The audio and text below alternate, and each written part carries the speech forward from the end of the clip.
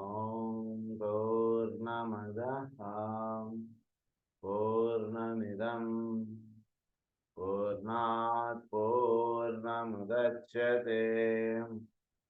పూర్ణస్య పూర్ణమాదాయ పూర్ణమేవావశిష్యతే. ఓం శాంతి శాంతి శాంతి. असतो मा सद्गमय तमसो मा ज्योतिर्गमय मृत्योर्मा मृतङ्गमय. ॐ शान्ति शान्ति शान्तिः.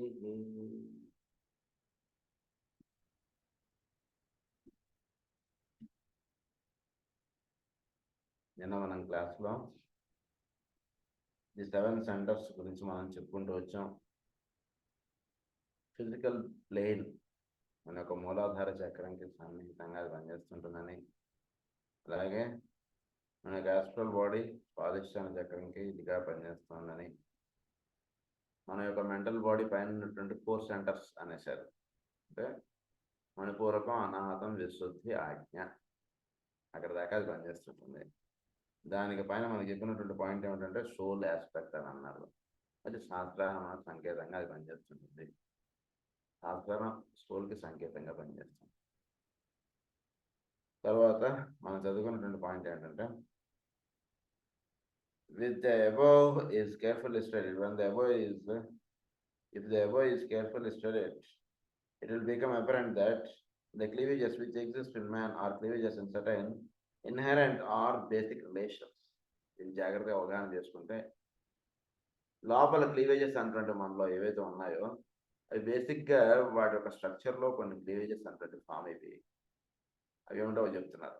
అందులో ఫస్ట్ పాయింట్లో మనం చెప్పుకున్నటువంటి పాయింట్ ఏంటంటే ఒకటి అన్రికగ్నైజ్డ్ బై ద మ్యాన్ అన్నారు. వాటిలో క్లీవేజెస్ ఉన్నాయని విషయం వాడికి తెలియకుండా వాడు కొందరు జీవించేస్తున్నారు. అంటే ఏమిటి, వాడు ఫలానా అంటడిగా వాడు వ్యవహరింపబడుతున్నాడు, లోపల ఇంకొకటి సోల్ ఉన్నాడు, పైన దైవం ఉన్నాడు, వాటిలోనే పనిచేస్తున్నారు వీళ్ళందరూ కూడా అంటున్న విషయం వాడు మర్చిపోయి కేవలం వాడు ఫలానా అంటుంటే దానిలోనే ఉంటున్నాడు. అలా జీవిస్తున్న వాళ్ళు కొందరు ఉన్నారు. They simply indicate lack of development. వాళ్ళు ఏమీ ఉండదు, అలా ఉంటుంటారు.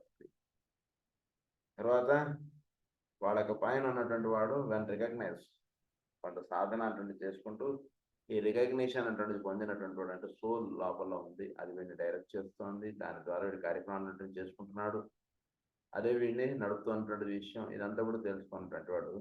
తద్వారా వాడు ఒక క్లీవేజ్ లేదా ఒక డిఫికల్టీ అంటుంటే దాంట్లో ఒక క్రైసిస్ అంటుంటే దాంట్లో వాడు ఉంటాడు. దైవం ఉన్నాడంటారా లేదంటారా ఒక మాట చెప్పండి నాకు అంటాడు. మొదటి వాడికి ఆ ప్రశ్నే లేదు అసలు.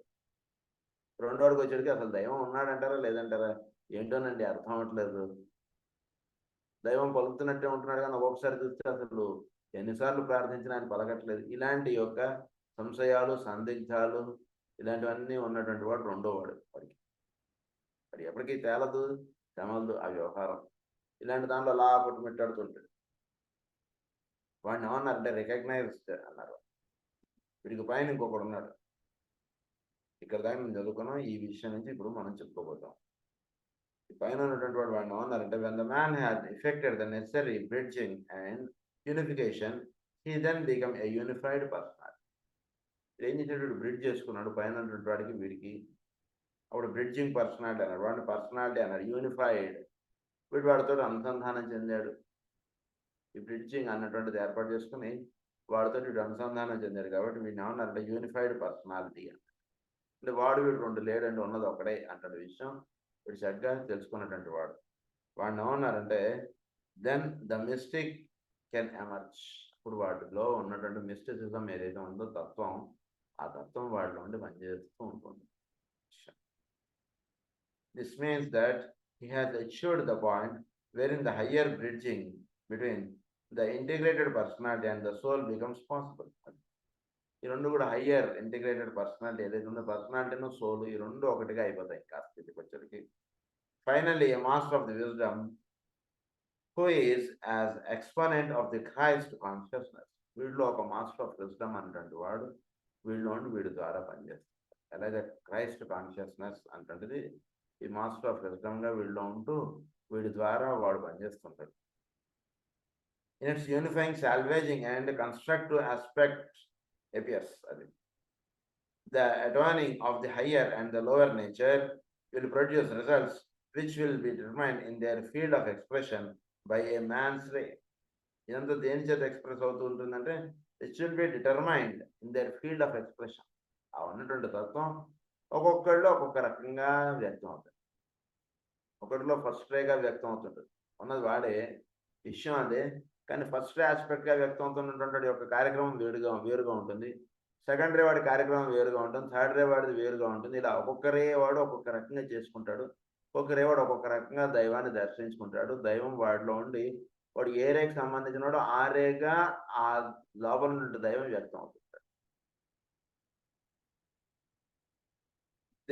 These ray conditions will result in a man's finding his right field of usefulness and right expression in the political, religious, or scientific fields and in other modes of divine manifestation.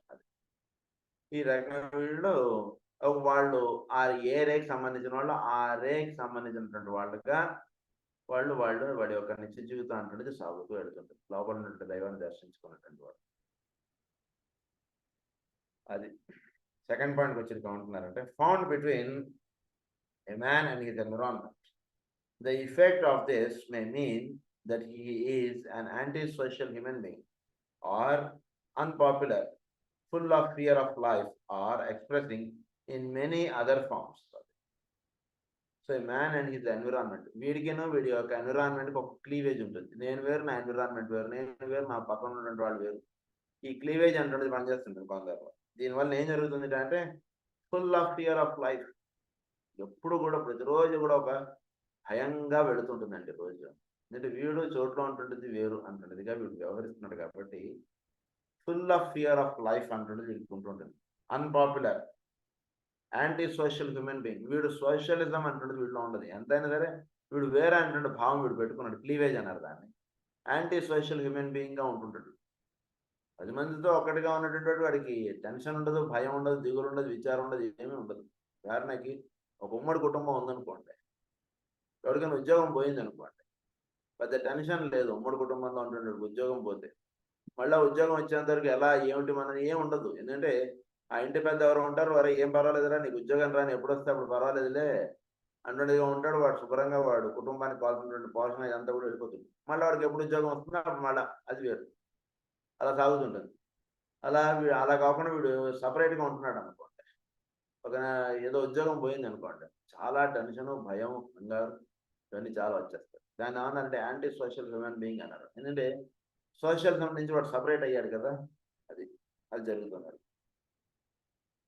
Anti social human being or unpopular అన్నారు. Full of fear of life or expressing in many other forms his inability to tune in on his surroundings, lack of understanding of right relationship, and inability correctly to blend the inner and outer forms of the life structure. ఈ రెండింటిని blend చేసుకోవడం, ఈ రెండింటిని ఒకటిగా చేసుకోవడం అంటుంది జరగకుండా నేను వేరే అనేటువంటి భావంగా వీడు పెట్టేసుకున్నాడు. వాడిని దక్షుడు అన్నారు. మనకి ఇంట్లో ఎక్కడైతే నేను వేరే అనేటువంటి భావం పనిచేస్తుందో అక్కడే ఉన్నాడండి దక్షుడు. మనలో ఉంటూ మనం దాన్నే ఇంకొక రకంగా చెప్పినప్పుడు వాడినే వృత్రాసురుడుగా చెప్తారు. ఆ రాక్షసుడు వీడిని ఎలా ఆవరించుకుంటాడు. ఇలా ఒక్కొక్క ఆస్పెక్ట్స్లో ఒక్కొక్క రకంగా చెప్తారు. అవన్నీ కథలు ఏమిటంటే మనని ఈ సోల్ అనేటువంటి ఆస్పెక్ట్ని తీసుకురావడానికి ఆ కథలన్నీ కూడా మనకు చెప్పారు. అయితే ఈ బుక్స్లో మనకు చెప్తున్నటువంటి విషయం ఏంటంటే ఇది పూర్తిగా ప్రాక్టికల్ ఓరియంటెడ్ అంతా కూడా. డైరెక్ట్ ఆస్పెక్ట్గా ఇందులో జ్వాల్కుల్ గారు చెప్పుకుంటూ వెళ్ళిపోతుంటారు. అదే విషయం దీనికి వాటికి తేడా. His inability to tune on his surroundings, వాడు చుట్టూతో ఉన్నటువంటి వాళ్ళతో ట్యూన్ అప్ అవ్వలేకుండా ఉంటుంటాడు.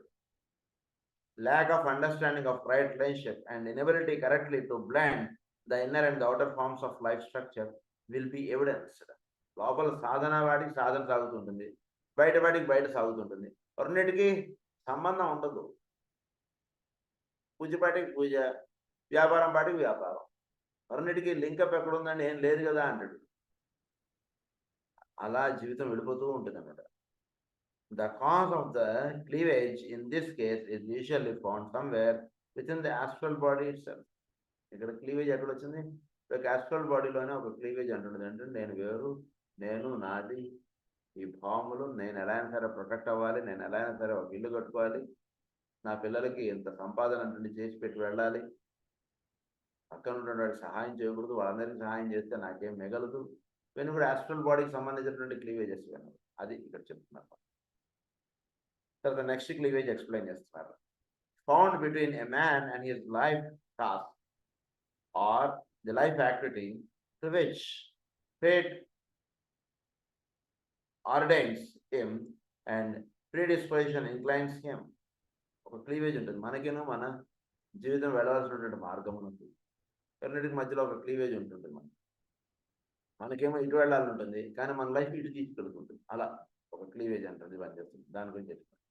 The difficulty here lies in a definite break or failure of continuity between the mind nature determining purpose and the astral nature governing impulse.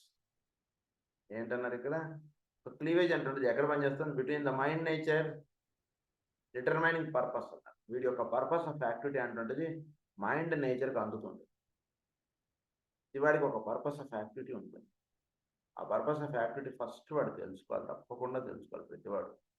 నేను ఎటువైపు వెళ్ళాలి అంటుంటే తెలుసుకోకుండా రైల్వే స్టేషన్కి వచ్చి మంచున్నాడు అనుకోండి, ఏమంటో పర్పస్ ఆఫ్ యాక్టివిటీ, వాడి లైఫ్ యొక్క పర్పస్ ఆఫ్ యాక్టివిటీ తెలియకుండా వాడు ఉన్నాడంటే అదే అర్థం.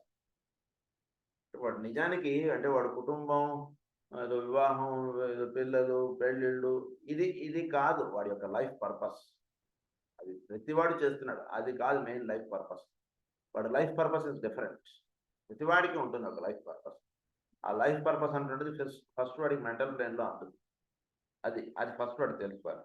ఆ దానికేనో వీడికి జీవించదాం అనేటువంటి విషయానికైనా రెండింటికి తేడా ఉంటుంది. అదేమో వీడి ఆస్ట్రల్ ప్లేన్కి సంబంధించినదిగా ఉంటుంది, ఇదేమో మైండ్ నేచర్కి సంబంధించినదిగా ఉంటుంది. రెండింటి మధ్యలో ఒక క్లీవేజ్ అంటున్నది వచ్చేస్తుంది.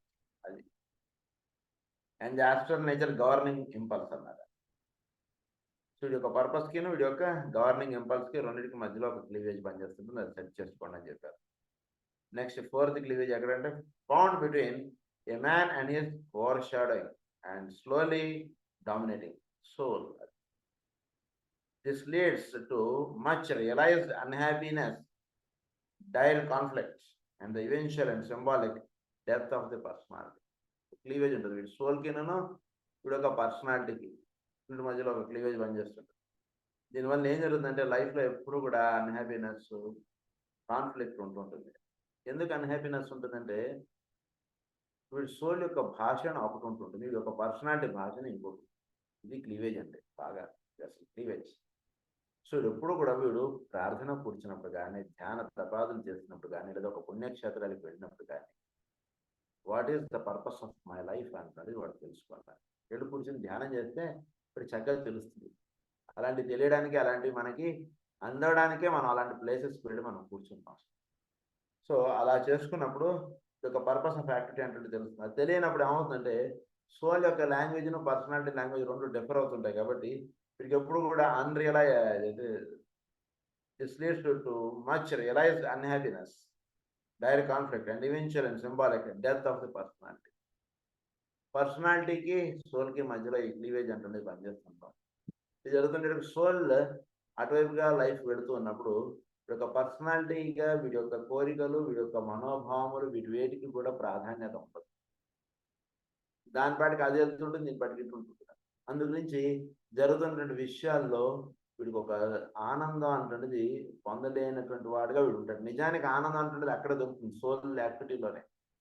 కానీ ఏమొచ్చిందని మనం ఊరికే ఉచిత వైద్య సేవ అని పెట్టుకున్నాం, ఎవడు కూడా సరిగ్గా కేషీట్లే అందించడు, మనమే కేషీట్ తీసుకోవాలి, మనమే మంది ఇవ్వాలి, వాడు మందు నోట్లు వేసుకుని అక్కడే పడేసిపోతాడంటే పేపర్ ఎందుకు పెట్టుకోవాలి సార్ ఈ కార్యక్రమం అంతా, ఇలాంటివన్నీ ఉంటుంటాయి వాడికి. ఇలాంటి ఫీలింగ్స్ అన్నీ కలుగుతుంటాయి. అది బేసిక్గా అది. కానీ వాడు యాక్టివిటీ అంటే చేస్తాడు. ఎందుకంటే ఆ యాక్టివిటీ వల్ల వాడికి లైఫ్లో అన్నీ కూడా అలా అడ్జస్ట్ అవుతుంటాయి. చక్కగా లైఫ్ అంతా కూడా ఒక హయ్యర్ ఆస్పెక్ట్గా చెప్పినప్పుడు లైఫ్ అంతా కూడా చాలా సుఖంగా అలా పెడుతుంది. లోయర్ ఆస్పెక్ట్గా చూసినప్పుడు మాత్రం ఏవో కష్టాలు ఉన్నటువంటిది గాను, పేషెంట్లు వీడియో తీసుకోవాలి, పేషెంట్ల కుర్చీలు వీడియో తుడి చేయాలి, అన్నీ ఇలా ఉంటుంటాయి పనులు. ఎగ్జాంపుల్ ఇలా. Here again, I would like to pause and to point out that the concepts of death, of substitution, of the vicarious atonement, and of sacrifice will, in the new age, be superseded by the concepts of resurrection or of livingness, of spiritual unity, of transference, and of service, so that a new note will enter into human life, bringing hope and joy and power and freedom. So భవిష్యత్తులో death, మనం చనిపోతాం, ఇలాంటి భావాలు ఎక్కడ బయట పనిచేయవు. రాను రాను ఏమైపోతుందంటే మానవులందరూ కూడా ఒక హయ్యర్ దీనిలోకి వీళ్ళు అందరూ వెళ్ళిపోతారు. అక్కడ అప్పుడు వాళ్ళందరూ కూడా ఎటువంటి భావాలు కలిగి ఉంటారంటే అవి చెప్తున్నారు, be superseded by concepts of resurrection or of livingness. ఇప్పుడు పునరపి జననం, పునరపి మరణం. జన్మ అనేటువంటిది వస్తుంటుంది, పోతుంటుంది. ఇది కాదు మెయిన్. ఈ పాయింట్ పక్కా పెట్టేసి మిగిలిన విషయాలు చెప్పండి అన్నారు. ఆ కాన్సెప్ట్లోకి వెళ్ళిపోతారు జీవులు అందరూ కూడా. Of livingness, of spiritual unity, higher aspect తోటి యూనైట్ అయ్యేటువంటి యొక్క రహస్యాలు మాకు బోధించండి. అలాగేరా వీళ్ళు చనిపోతాడంటే, చనిపోవడం పుట్టడం అంటే ప్రతివాడికి ఉండేది సార్. ఆ విషయం పక్కపోదులేండి. పుట్టినటువంటి వాడు చనిపోకుండా ఎవడైనా ఉండగలడా? దానికి ఏ గురువు మాత్రం ఏ రహస్యం ఎవడేం వీయలేడు. ఎవడన్నాళ్ళు ఉంటాడు. ఇవన్నీ తెలుసుకునే ఉపయోగం లేదు సార్. డైరెక్ట్ హయ్యర్ ఆస్పెక్ట్ తోటి లింకప్ అయ్యేటువంటి రహస్యాలు మాకు చెప్పండి. అది మెయిన్ లైఫ్కి కాదు. అలాంటి విషయాలు తెలుసుకోవడంలో ఇష్టత చూపించడం, అలాంటి విషయాలు ఎందు ఎక్కువగా జీవులు తెలుసుకోవడానికి ప్రయత్నం చేస్తున్నాడు అనేటువంటిది ఉంటుంది భవిష్యత్తులో అంటారు. Of transparence and of service, so that new note will enter in to human life. ఇది జరగబోయేటువంటి విషయం కనుక అది తెలుసుకోండి అన్నారు. దాంతో మనకి ఈ లెసన్ అయిపోయింది. నెక్స్ట్ లెసన్లోకి వెళ్తున్నాం. మనకి problems of integration, problems of cleavage చదువుకున్నాం. ఇప్పుడు ప్రాబ్లమ్స్ ఆఫ్ ఇంటిగ్రేషన్ ఎలా అనుసంధానం చెందినా ఇందులో జరిగేటువంటి ప్రాబ్లమ్స్ ఏమిటి అవి చెప్తారు. One of the first things which happens when a man has succeeded alone or with academic psychological aid in healing or bridging certain cleavages in the recognition of an immediate sense of well-being and of demand for expression, this in its turn brings its own problems, among which are these. So okay, అంటే వీడు cleavage అంటాడు, అంటే వీడు వాడు వేరు అంటాడు. ఇవన్నీ చెప్పారు. వీడు ఎలా అనుసంధానం చెందాలి, ఆ అనుసంధానం చెందడంలో జరిగేటువంటి ఇబ్బందులు ఏమేమిటి, అంటే జరిగేటువంటి ఇబ్బందులు అంటే అనుసంధానం చెందుతూ ఉంటాడు. చెందడంలో వీడికి ఎదురయ్యేటువంటి యొక్క ఇబ్బందులు, అంటే ఒక పాత్ర, ఒక రాగి పాత్ర ఉంది. దాన్ని వాడుతున్నప్పుడు కొన్ని ఇబ్బందులు అనేటువంటి ఉంటాయి కదా. అది రోజు చిలువు పట్టేయడం, దాన్ని యొక్క వాసన అనేటువంటిది నీటికి అంటుతూ ఉండడం, ఇవన్నీ జరుగుతుంటాయి కదా. అతనికి రోజు మనం ఏం చేస్తాం, పాత్రలతో పెట్టుకుంటాం. అది ఎలాగో ఈ ఇంటిగ్రేషన్ అంటే దాంట్లో మనకు కొన్ని ఇబ్బందులు అనేటువంటి ఉంటాయి. అవి ఏంటో ఇప్పుడు మనకి ఎక్స్ప్లెయిన్ చేస్తాం. A sense of power which makes the man temporarily at least selfish, dominant, sure of himself and full of arrogance. He is aware of himself as facing a larger world, a wider horizon and a greater opportunities. This larger sense can bring, therefore, serious troubles and difficulties. This type of person, under the influence of this extension of consciousness, is often beautifully motivated and actuated by the higher intentions, but only succeeds in producing inharmony in his surroundings. ఏం జరుగుతుంది అంటే, ఉదాహరణకు వీడు చక్కగా ఈ integration అంటే higher aspect తోటి link up అవడం, అంటే వీడికి ప్రమోషన్ రావడం. ఆఫీస్లో ప్రమోషన్ వచ్చింది అనుకోండి, ఏమవుతుంది, వీడి కింద సబార్డినేట్స్ పెరుగుతుంటాయి. అంటే ఉదాహరణకి వీడు ఒక లెవెల్ ఆఫ్ ఆఫీస్గా ఉన్నప్పుడు వీడి కింద 2, 2, 4, 10 మంది పనిచేస్తున్నారు. నెక్స్ట్ ప్రమోషన్ వచ్చింది, వీడి కింద 50 మంది పనిచేస్తున్నారు. ఇంకా ప్రమోషన్ వచ్చింది, వీడి కింద 100 మంది పనిచేస్తుంటారు. సో ఎప్పుడైతే ఈ ప్రమోషన్స్ అంటే వీడికి జరుగుతుంటాయో, ఇంటిగ్రేషన్ అన్నారు, హయ్యర్ ఆస్పెక్ట్ తోటి అనుసంధానం చెందుతూ వీడు ఎప్పుడైతే వెళ్తూ ఉంటాడో, అప్పుడు వీడికి జరిగేటువంటిది ఏంటంటే, ఒకటి సెన్స్ ఆఫ్ పవర్, నేను కాబట్టి, నేను కదా, ఇలాంటి భావాలు వీళ్ళు వస్తాయి. A sense of power which makes the man temporary at least selfish. వీళ్ళు తెలియకుండా సెల్ఫిష్ భావములు అనేటువంటి కలుగు. అంటే ఎప్పుడైతే వీడు హయ్యర్ ఆస్పెక్ట్స్ తోటి లింకప్ అవుతూ ఉంటాడో, మెట్లు పైకి ఎక్కుతూ వెళుతూ ఉంటాడో, జాగ్రత్త అనేటువంటిది అంత ఎక్కువగా ఉండాలి. ఎందుకంటే ఎంత పైకి ఎక్కుతుంటాడో అంత జాగ్రత్త వహించాలి. ఎందుకంటే కింద మెట్టు మీద జారి పడినటువంటి వాడు ఇంకో 2 మెట్ల కిందనే పడతాడు. పైన 10వ మెట్టు 20వ మెట్టు ఎక్కినటువంటి వాడు అక్కడ జారి పడితే వచ్చి ఎక్కడ పడతాడు? కింద 2వ మెట్టు దగ్గర పడతాడు. అందుగురించి దెబ్బలు బాగా తగులుతాయి. అందుగురించి ఏం చేయాలి? మెట్లు ఎక్కుతున్న కొద్దీ జాగ్రత్తగా అటు ఇటు పట్టుకొని జాగ్రత్తగా మనం మెట్లు ఎక్కుతూ ఉండాలి. అది బాగా గుర్తుపెట్టుకోవాలి ప్రతివాడు. అందుగురించి ఇక్కడ ఏమని చెప్తున్నారంటే సెల్ఫిష్, తెలియకుండా ఒక సెల్ఫిష్ ఫీలింగ్ వచ్చేస్తుంది. వెంటనే ఇంటికి వచ్చి 10 మామిడి పళ్ళు ఇచ్చాడు అనుకోండి, నా బట్టి వాడికి ఏమనిపిస్తుంది? లావులు పెట్టుకున్నా రోజు ఫ్రిడ్జ్లో పెట్టుకుని రోజు ఒకటి తింటే హాయిగా సరిపోతుంది, వీళ్ళందరూ పంచితే మనకేం దొరుకుతుంది అన్నట్టు. That is called selfish. Dominant, sure of himself, full of arrogance, sure of himself. వాడిని మెయిన్గా పెట్టుకోవడం, ఫుల్ ఆఫ్ arrogance. ప్రతి వాడిని చూస్తే వాళ్ళలో తప్పులు వీళ్ళలో తప్పులు కనబడుతుంటాయి ప్రతి వాడికి. వీడికి ఇలా ఈ స్థితి కొంచెం 2 మెట్లు ఎక్కేవాడికి ఏంటంటే మీరు క్లాస్కి రెగ్యులర్గా రారు, ఏమనుకున్నారండి క్లాస్ అంటే ఇదేనా మీరు, ఇలా అంటే వీడు ఒక arrogance లో మాట్లాడడం అంటే వీడికి తెలియకుండా అలా వచ్చేస్తుంది. తెలియకుండా అంటే తెలియకుండా కాదది. అది ఒక మలినం. ఇప్పుడు ఎలా అయితే దీపానికి పెట్టినప్పుడు గ్లాస్‌కి ఎలా అయితే నల్లటిది అంటుకుంటుందో, అలా వీటిలో తెలియకుండా ఒక అరగెన్స్ అనేటువంటిది వస్తుంది. ఇది ఎదుటివాడు ఎవరైనా ఏంట్రా నీకు ఈ మధ్య కోపం ఎక్కువైపోయింది అనగానే వెంటనే కరెక్ట్ చేసుకోవాలి. కరెక్ట్ చేసుకోకపోతే వీడు ఇటెళ్ళాల్సిన వాడు అధోగతి పాలైపోతాడు. అందు గురించి ఆయన ఇవన్నీ విషయాలు మనకు చెప్తున్నారు. కొంచెం 2 మెట్లు ఎక్కినటువంటి వాడు ఫుల్ ఆఫ్ అరగెన్స్ ఉంటుంది. He is aware of himself as facing A larger world, A wider horizon. అదే వైడర్ హారిజన్ ఉంటుంది. అంటే ఇంతకుముందు 50 మంది ఉంటే ఇప్పుడు 100 మంది వీడి కింద పనిచేస్తున్న వాళ్ళుగా ఉంటారు. And greater opportunities. This larger sense can bring therefore serious troubles. నేను 100 మందికి నేను ఆఫీసర్ని అనుకునేవాడికి సీరియస్ ట్రబుల్స్, డిఫికల్టీస్ ఉంటాయి.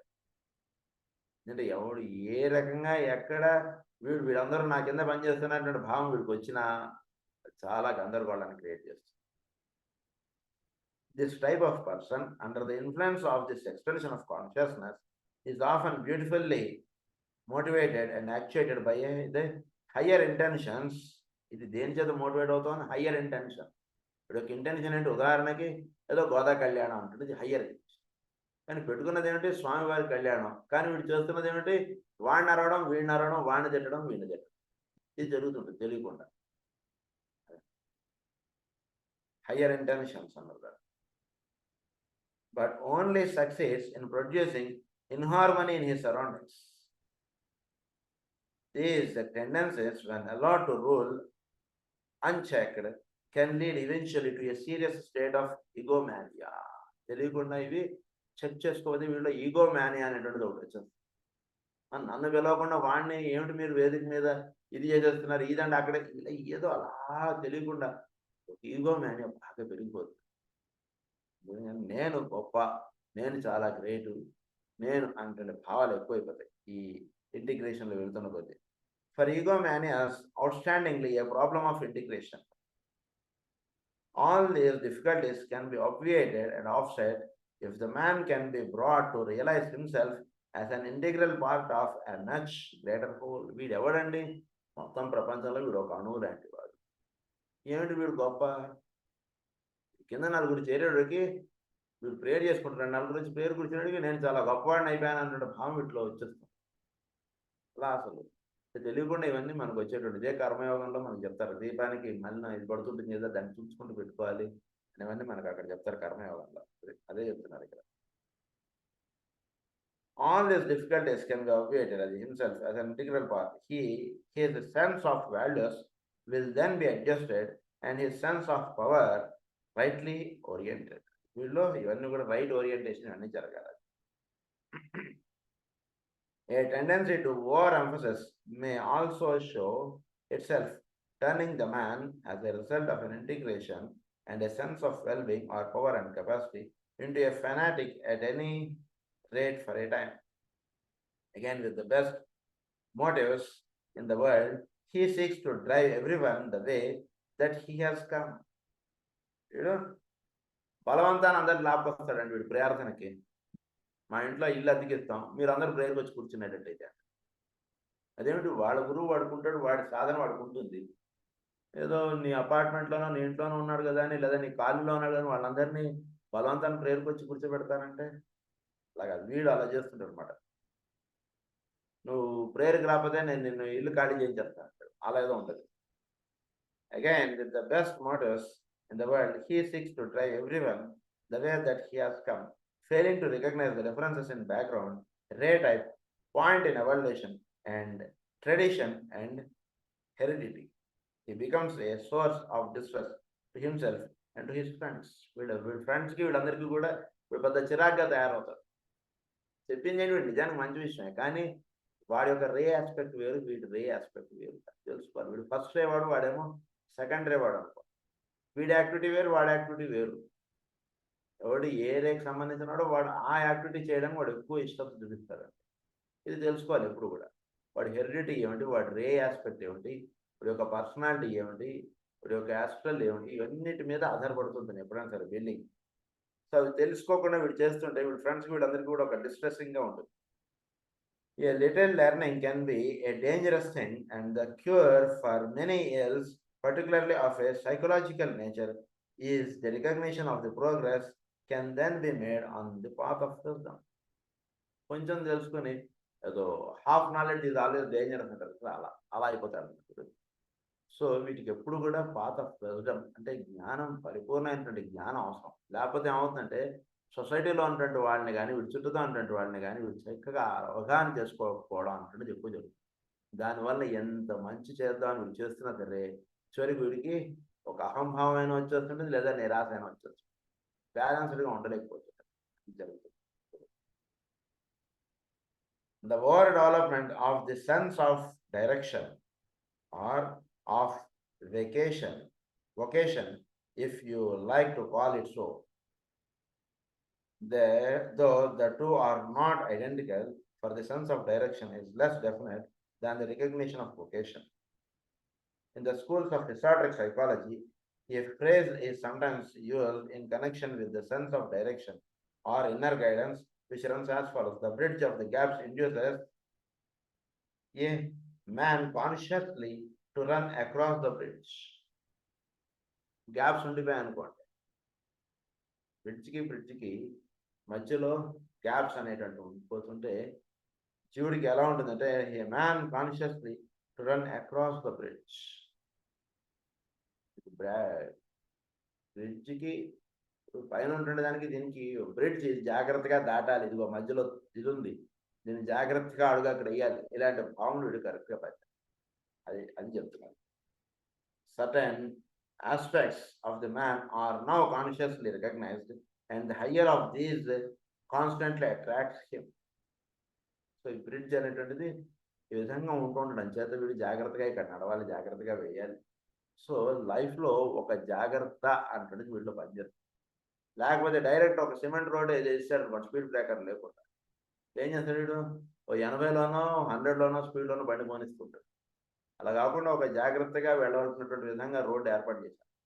వాడు ఏం చేస్తాడు, ఇష్టమైన బోర్డు. ఎందుకంటే సెన్సెస్ ఇవన్నీ కూడా వీడు ఎలా పెట్టుకుంటాడంటే వీడు జాగ్రత్త వహించండి అంటున్న బోర్డు లేకపోతే కళ్ళు మూసుకుని నడుపుతాం అంటున్నదిగా ఉంటుంది ఫీలింగ్.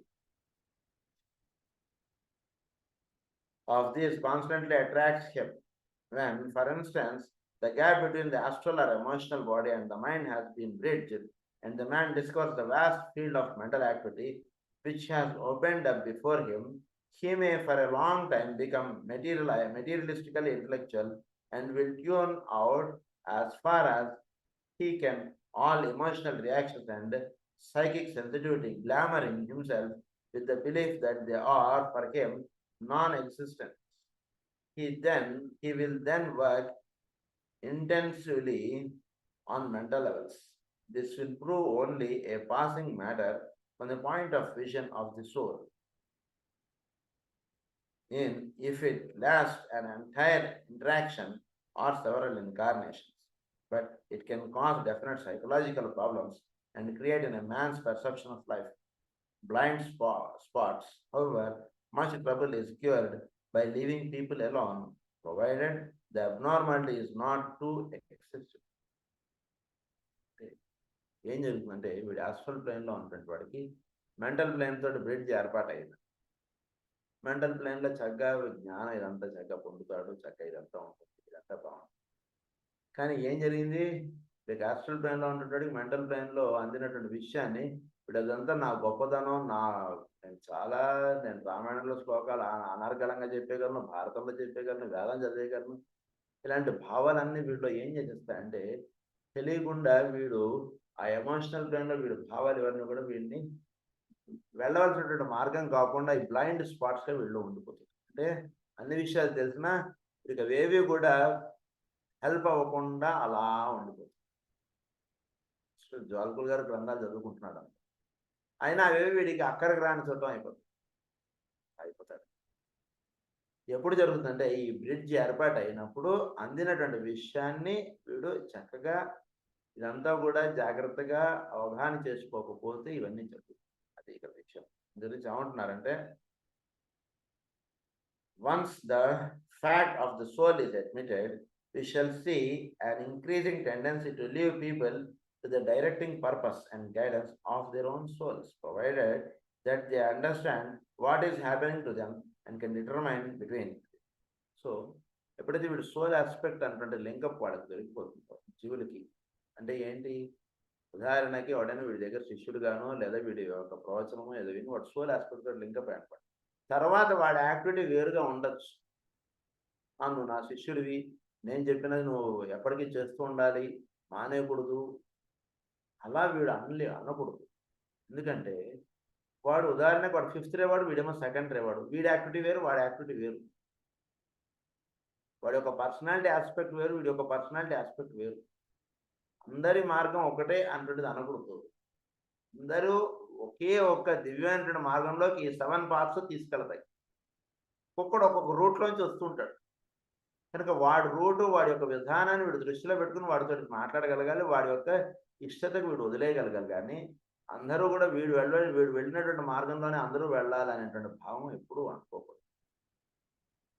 దాన్ని ఏమంటానంటే ఈ పాయింట్ని ఎక్స్ప్లెయిన్ చేస్తాను.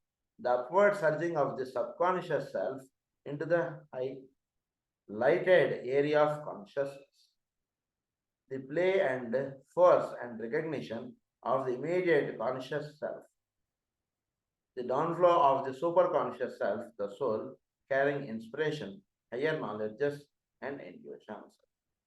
ఇది ఎలా జరుగుతుంది అంటే, ఒకటి the upward surging of the subconscious self into the lighted area of conscious. Subconscious self అంటే ఏమిటి? సబ్కాన్షియస్నెస్, కాన్షియస్నెస్, సూపర్ కాన్షియస్నెస్, ఇవి 3 లెవెల్స్. సో ఈ 3 లెవెల్స్ గురించి మనకి ఇప్పుడు ఎక్స్ప్లెయిన్ చేస్తారు. సబ్ కాన్షియస్ నుంచి వీడు కాన్షియస్లోకి వెళ్తాడు. సబ్ కాన్షియస్ అంటే ఏంటి? కాన్షియస్గా ఉండడం కన్నా ఇంకా తక్కువది. అంటే ఉదాహరణకి మనకి ఎలా తెలుస్తుంది చాలా సబ్ కాన్షియస్గా ఉంటాడంటే, నిద్రమత్తుగానో లేదా అక్కడ ఉన్నటువంటి విషయాలు ఏవి కూడా వీడు గుర్తుపట్టలేకుండానో వీడు అలా ఉన్నాడు అనుకోండి, ఒక సెమీ కోమా స్టేజ్లో, అది వాడు సబ్ కాన్షియస్ అంటారు. కనుక ఈ సబ్జెక్ట్లోకి వచ్చిన తర్వాత పదాన్ని కొంచెం జాగ్రత్తగా వాడుకోవాలి. అందుగురించి ఈయన చెప్తున్నటువంటి టెర్మినాలజీని గుర్తుపెట్టుకుని మనం వాడుకోవాలి. ఎందుకంటే మన నిత్య జీవితంలో మనం వాడేటువంటి టెర్మినాలజీ వేరు, ఇక్కడ ఈయన చెప్పేటువంటి టెర్మినాలజీ వేరు. సబ్ కాన్షియస్ అంటే ఏమిటంటే, వీడు చుట్టూతో ఉన్నటువంటి విషయాల్ని వీటి యందు ఒక నిద్రాణ స్థితి వీడు ఉండడం. అంటే వాటిలో ఉన్న అంతర్యాముడు దర్శించకుండా వీడి పాటికి వీడేదో జీవించుతూ ఉండడం అంటే సబ్ కాన్షియస్, అది చెప్తారు.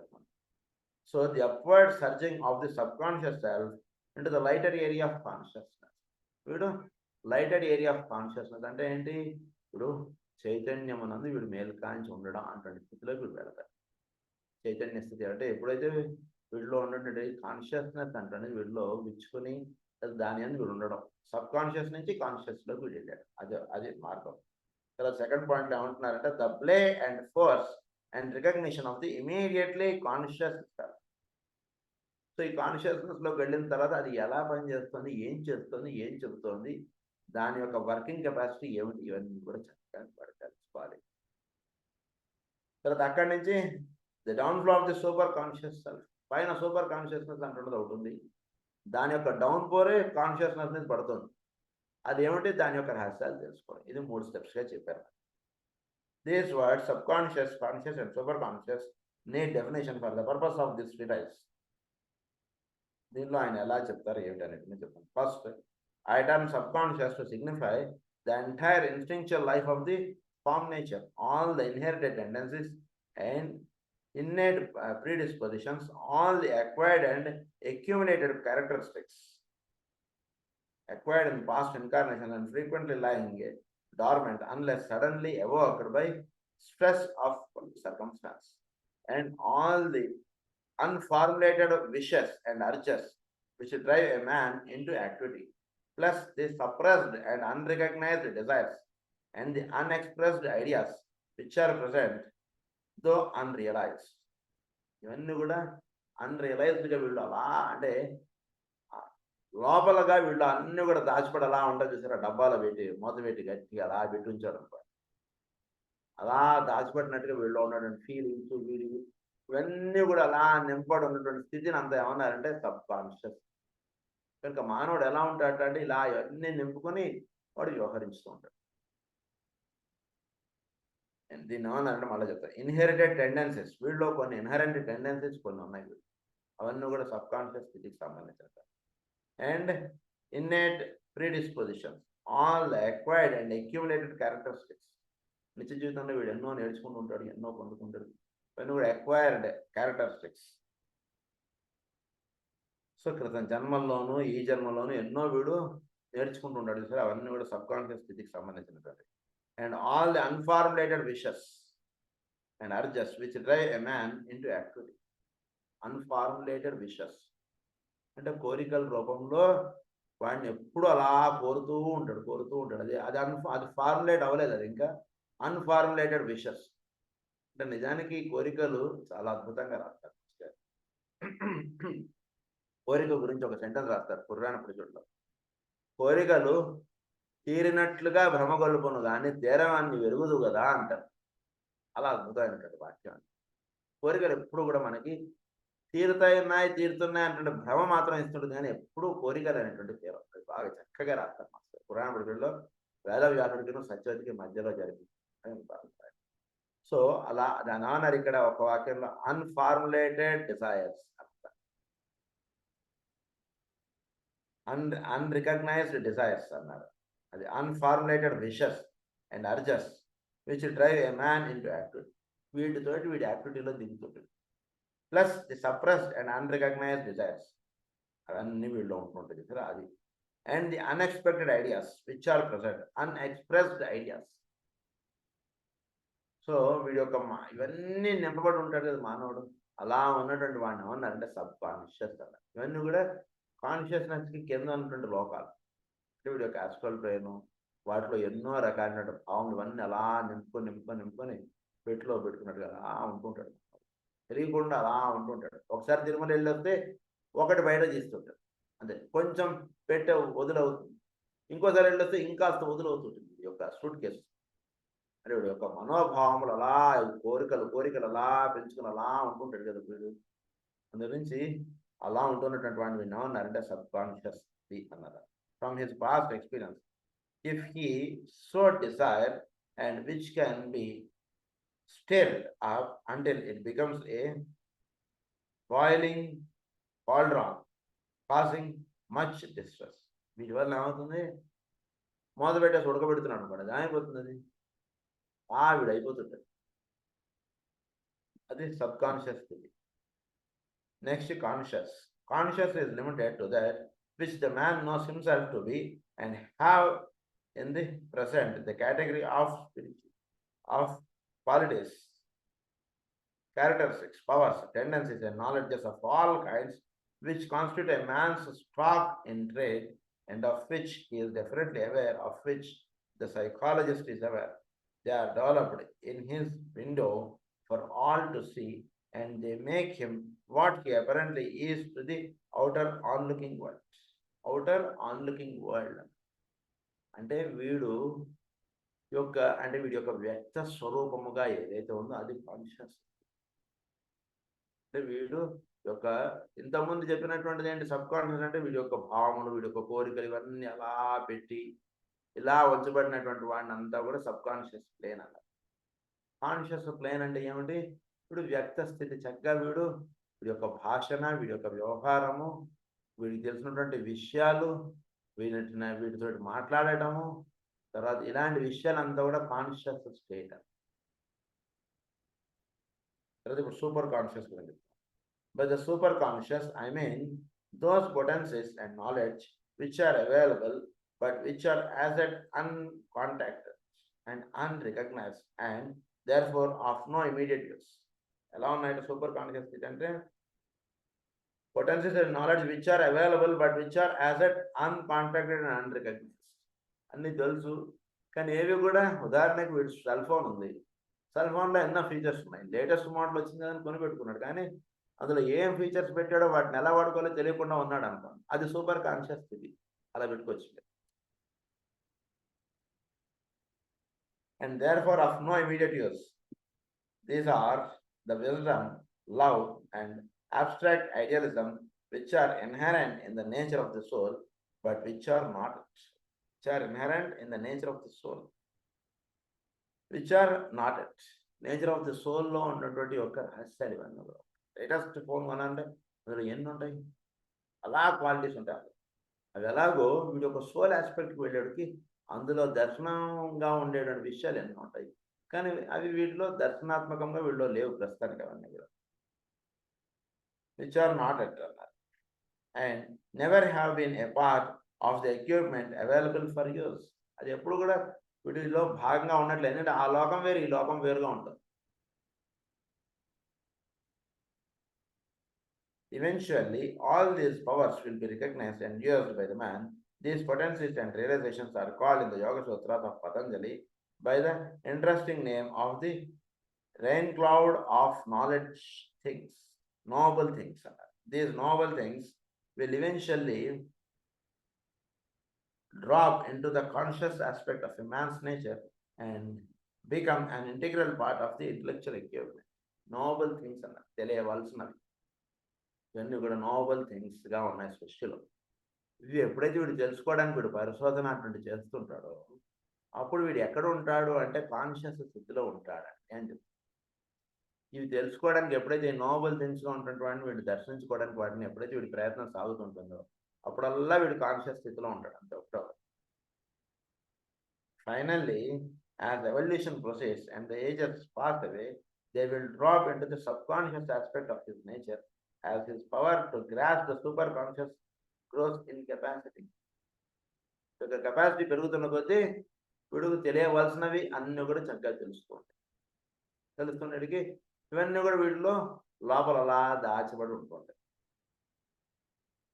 Of your incapacity, I might make this point clearer to you if I pointed out that just as the instinctual nature is today found largely as the realm of the subconscious, so in due time the intellectual part of man ఏమంటున్నారంటే అంటే ఇప్పుడు ఏదైతే super conscious స్థితి అని చెప్పారో అవన్నీ వీడికి ఇంకా వీడికి దర్శనం అవ్వలేదు, అవన్నీ భవిష్యత్తులో దర్శనం అవుతాయి. భవిష్యత్తులో దర్శనం అయిన తర్వాత ఎలా అవుతాయంటే అవన్నీ వీడిలో భాగంగా అయిపోతాయి. ఎలా అవన్నీ ఉంటాయంటే ఉదాహరణకి ఇన్స్టింక్చువల్ నేచర్ ఉంది, ఇన్స్టింక్చువల్ నేచర్ నుంచి వీడు ఇంటలెక్చువల్ నేచర్లోకి వచ్చాడు కదా. ఇంటలెక్చువల్ నేచర్లో వీడు వ్యవహరించాలంటే తెలివితేటలు కలిగి, ఇదివరకు ఇన్స్టింక్చువల్ నేచర్ అంటే రాత్రి అవగానే వీడు పడుకోవాలి అటువంటిదిగా వీడికి ఒక ఇన్స్టింక్ట్స్ అటువంటి పెట్టారు అబౌట్. ఇన్స్టింక్ట్స్ నుంచి వీడు ఇంటలెక్చువల్, వీడికి పగలు రాత్రి యొక్క విశేషములు విషయాలన్నీ చెప్పి ఇప్పుడు నీ ఇష్టం, నువ్వు ఎప్పుడు పడుకుంటావు అప్పుడు పడుకో, ఎప్పుడు లేస్తావు అప్పుడు లే, నీకు ఎలా వీలుగా అనిపిస్తే అలా జీవించు అంటే చెప్పాడు అబౌట్. అది ఇంటలెక్చువల్ నేచర్. ఇంటలెక్చువల్ నేచర్లో మానవుడు చక్కగా జీవితం అటువంటిది నేర్చుకుంటున్నాడు ప్రస్తుతం. దీని నుంచి నెక్స్ట్ ఎక్కడికి వెళుతున్నాడంటే ఇంట్యూషనల్ నేచర్లోకి వెళ్తాడు. ఎప్పుడైతే ఇంట్యూషనల్ నేచర్లోకి వెళ్తాడో అప్పుడు ఈ నోబల్ థింగ్స్గా ఉంటుంటే అన్నీ కూడా వీడికి చాలా కరతలామలకముగా అయిపోతాయి. Intuition is not possible because it lies in the realm of the superconscious. All these moments with the realm of consciousness from the subconscious to immediately conscious, superconscious are essentially crises of integration and producing temporary situations which must be handled. I would like here to point out that when an individual becomes aware of higher aspect of himself which is demanding integration and is conscious of its nature and of the part which it could play in his life expression, he frequently becomes afflicted with an inferiority complex. He frequently afflicted with an inferiority complex. This is the reaction of the lower integral aspects to the higher one. అది higher విషయం, వీడు lower విషయం. ఎప్పుడైనా అది ఒకసారి అందింది అనుకోండి, అలా ఎప్పుడో ఒకసారి అందుతున్నప్పుడు వీటిలో ఒక ఇన్ఫీరియారిటీ కాంప్లెక్స్ మనకు అందుతుందా, మరి అందింది కదా ఒకసారి అంటే ఏదో అందింది అనుకోండి, మనం ప్రతి సంవత్సరం వెళ్ళగలుగుతామా? ఎన్నో సంవత్సరాల నుంచి మనం తలుచుకుంటే ఈ సంవత్సరం తిరుమల వెళ్ళాం, ఈ సంవత్సరం వెళ్ళము, వెళ్ళాం ఇప్పుడైతే ఎప్పటికి వెళ్తాం, ఇలాంటి భావాలు ఉంటుంటాయి వీళ్ళు. దాన్ని ఏమన్నారంటే inferiority complex. This is the reaction of the lower integral aspects to the higher part. He experiences a sense of fatality, the comparison which he makes within himself of the possible achievement, and the point already attained leaves him with a sense of failure and of impotence. ఇప్పుడంటే వచ్చాం అనుకోండి, ఎన్ని కష్టాలు పడితే ఇప్పుడు వచ్చామండి, ఎన్ని set చేసుకుంటే ఇప్పుడు రాగలిగాం, మళ్ళా రాగలుగుతాం అనేటువంటి నమ్మకం నాకైతే లేదు. అన్లెస్ ఆయన అక్కడ కూర్చొని అలా లాగేస్తే తప్ప అని అంటాడు. అలా మాట్లాడతాడు. ఇప్పుడు రాగలిగామంటే మళ్ళీ వచ్చే సంవత్సరం కూడా రాగలుగుతాం. ఏమిటి ఇందులో, ఇప్పుడు రాగలిగాం కదా అలానే రాగలుగుతాం. తెలియకుండా ఇన్ఫీరియారిటీ కాంప్లెక్స్ అంటే లాగుతుంది. ఆ విషయం ఇక్కడ చెప్తారు. The reason for this is that the vision is at first too big and he feels that he cannot make the grade. Humanity today has made so much progress upon the path of evolution that two groups of men are thus powerfully affected. Two groups of men are thus powerfully affected. రెండు రకాల వాళ్ళు effect అయ్యారన్నారు. ఈ విషయం మనం next క్లాస్లో చదువుకోవాలి. స్వస్తి ప్రజాభ్య పరిపాలయ న్యాయేన మార్గేణ మహీం మహీషా గో బ్రాహ్మణేభ్య శృణోస్తు లోకా సమస్తా సుఖినః. లోకా సమస్తా సుఖినః. లోకా సమస్తా సుఖినః. ఓం శాంతి.